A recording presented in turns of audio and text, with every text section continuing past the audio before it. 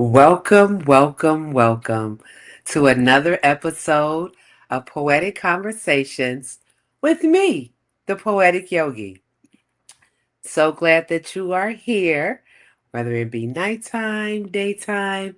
Hope whatever time this video finds you, you are feeling great and know how amazing you are. So, before we get started, um, what I like to do to start us out is to just get an opportunity to just come into the moment and take a few deep breaths. Get a sip before we do our breathing. So I want you to just find a nice, comfortable space, nice and comfortable, whether you're sitting or laying. Make sure your spine is nice and straight, shoulders down away from your ears, and relax your face. Slowly close your eyes or just put your gaze down and just recognize your breath as it goes in and out. Give thanks to your breath for it working for you every day on automatic. Because if it didn't, guess what? You wouldn't be here, would you? So we need to give thanks to our breath. And you give thanks by just recognizing it. Now let's just take a nice deep breath in through the nose. Hide out the mouth. Bring those shoulders down a little more. Another nice deep breath in through the nose. And out through the mouth. And one last time, this time we're going to go in through the nose and out through the nose, and we're going to hold it. Nice deep breath in through the nose. Let that tummy go out. Nice and deep. Hold it. Exhale out through your nose, nice and slow. 1, 2, 3, 4, 5, 6, 7, 8. Hold it and relax. Okay. Now that we're all nice and centered, let's talk about this poem we gonna do today, y'all. So the poem I have is called Connections.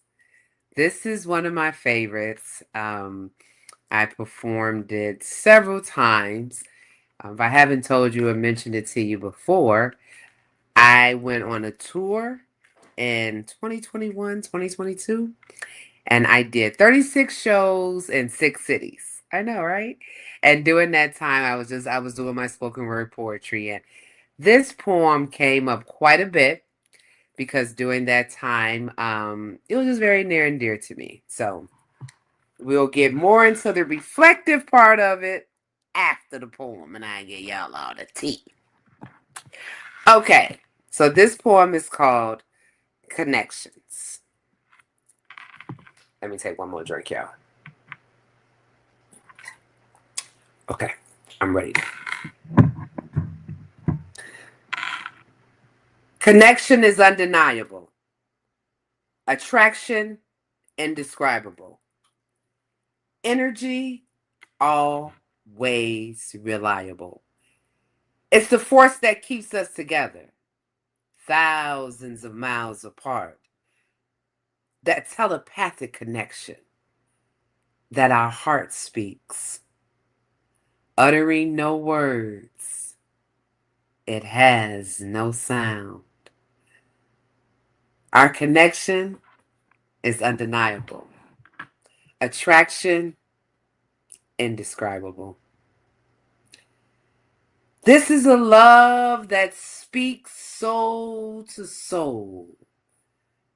It's beyond what man knows, transcends space, and gets lost in time. This love has power. This love is so full. This love is beyond powerful. It's undeniable. It's indescribable and always reliable. That's it, y'all. That's the poem. Yes, girl. Oh, look at my ponytail every time I do that. Yes, okay. Connections coming through. Connections coming through. So, I know y'all probably like, oh, that's a little different, Poetic Yogi. Yes, yes, it is. That is a poem out of my book, Words of Honey, by the Poetic Yogi. You see me right there? And this book is available on Amazon. So feel free to go out there and grab you a copy. I will start reading more of my poems from this book. But today I did, and that was Connections. So, Connections. This poem was written during a time where I had fell in love with someone. And he was just an amazing man. He still is an amazing man. Um, he came into my life at a time when everything just seemed to be going crazy, and he was kind of a calm in the middle of a storm. And the interesting thing about it is that we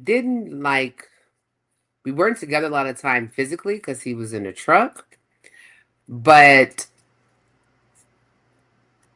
it seemed like we were very in tune with each other telepathically. That's why I have that part, thousands of miles apart, that telepathic connection, because it would be, you know, I don't even know if it's really telepathic or we were just in sync with each other. But a lot of times we would like have the same colors on, and we would call each other and like I would be thinking about something and he would call me to ask me about the thing I was thinking about. And it was things like that. So it felt, very telepathic.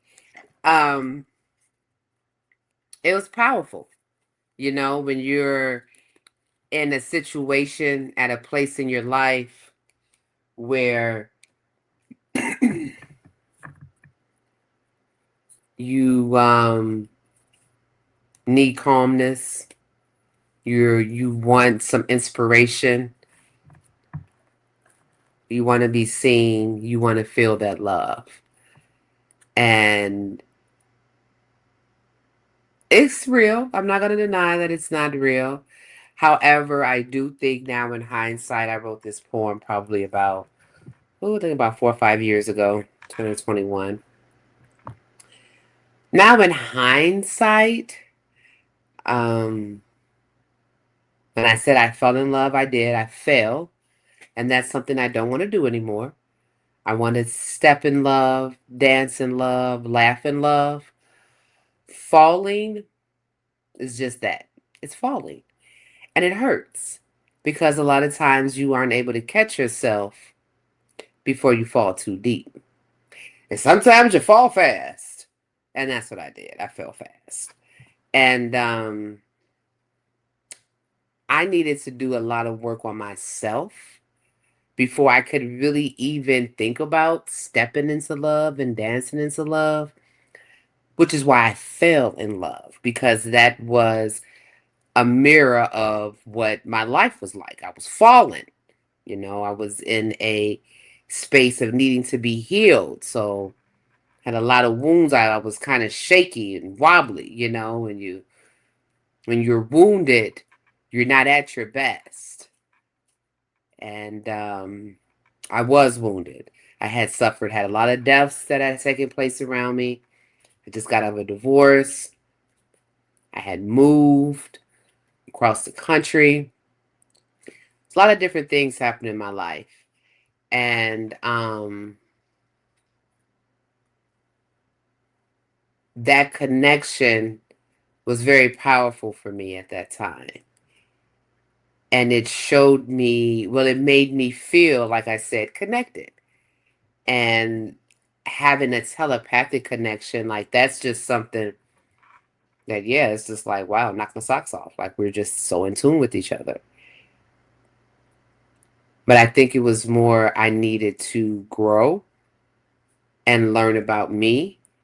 I had, just to give you a little bit of a background, been married for 25 years. We got together when we were 17, have four amazing children. But being together that long, you kind of grow apart from each other. So we divorced in about 2015, and we were living in Iowa. Then I moved to Houston, Texas in 2016.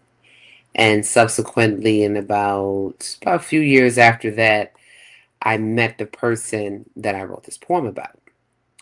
So you see, you know, that tells you in itself. And now, not to mention, saw my other video, my grandma passed in 2014, my aunt passed in 2018. So this gentleman came around about 2019. So he kind of came around at a time where I was needing a connection because I was losing mine literally. And so, yeah, I kind of, you know, fell for him. Now, does that mean that there wasn't anything there, that there wasn't love? Oh, of course, I believe that there was. It was just that I myself can look back on it now and in retrospect see how I fell. And I didn't step, I didn't dance, I didn't. It was a transactional love, is what I was used to, and that's not what he was about. He was about the genuine thing, and so I think I'm not sure because I was too wounded to be able to really, really see past my wound. So you don't. So you have to understand when you are wounded or you're hurting and you're in pain, you can only see through that keyhole of pain. It's hard for you to concentrate on anything else that makes sense logically when you're in pain. Think about it. If you first have, let's say, a paper cut on your finger, you're like, oh my God, that hurts, that hurts, that hurts. And during that moment that you got that paper cut, you're looking at it, you're like, ah, that's hurt. Only thing you're thinking about is that paper cut. Now imagine that paper cut 10,000 times worse. You're in an accident and your body is in the casket and all your extremities are up and you can't move, you can't talk, and you're in a lot of pain. All you can concentrate on at that point, getting that paper cut healed and getting out that cast. The only thing that you're seeing through is literally the eyes of pain. So to try to step into a relationship or a true connection after being, and you're still seeing through the eyes of pain, it serves no one any good. That's why it's so important you hear people say heal before you get with the next person. That is said because you're still seeing through the eyes of pain from the last relationship. You're still feeling that gut punch when those words were said from that last relationship. So unless you're able to now hear those same words and it not phase you or not get to you, that's how you know you're healed. And when you can be honest and transparent to say, you know what? That word used to get to me. It don't bother me no more.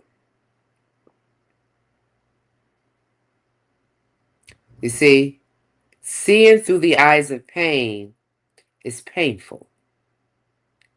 But when you begin to heal, logic returns. Because remember, if you're in pain, you're in survival mode. It's fight or flight. If you're not and you're relaxed and you're in a parasympathetic, which is the rest and digest mode, you think logically. You're not in pain. Your heart rate is regular. Your blood pressure isn't high. You can focus on things outside of just surviving.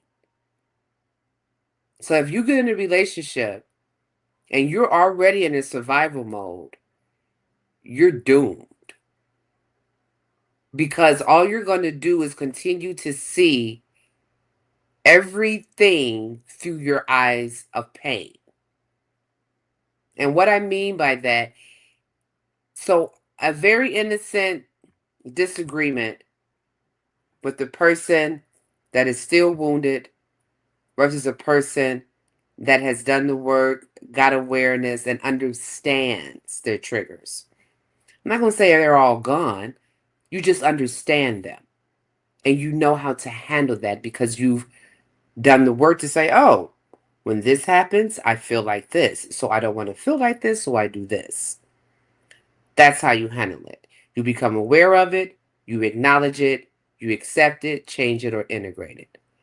That's your choice. But when you leave, when you get out of one relationship and someone's cheated on you and you haven't healed from that, and the person cheated on you by maybe they were sleeping with somebody at their job. So now you get in the next relationship, you don't want the person to go to work. Well, they got to go to work. But because your pain isn't dealt with, all you're seeing is through the eyes of that pain from before. You're in a survival mode. I don't want him to leave. I don't want him to do this. You have to relax. Rest. Now, I say rest, I'm not talking about going to sleep. I'm talking about becoming in the present moment. It's not so many thoughts going on in your mind. Relax. Have an opportunity to be logical. Like, okay, does this make sense to me? Like, he's going to work. He comes straight home from work. He actually calls me 2 times while he's at work. And then he likes to come home for lunch. But you think he's sleeping with somebody at work? There's no other you have no indications that he is, but just because that happened before, that's what you think now. You're looking through the eyes of pain. You are acting out a survival mode. And it does no good for anybody. So,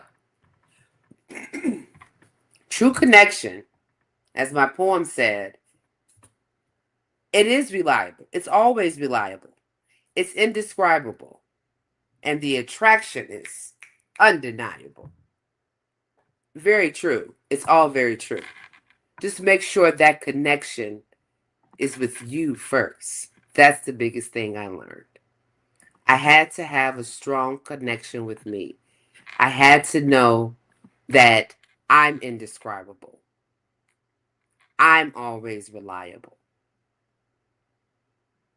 I had to know that about me first so that now I can enter a connection and honestly be able to recognize that connection that is undeniable, always reliable, and is indescribable. I said it back then because I knew I wanted it. But was I walking it? Not so much. Did people get hurt because of it? Probably so. Am I sorry? Absolutely. Sorry for hurting myself. First and foremost, because I was looking through the eyes of pain for so long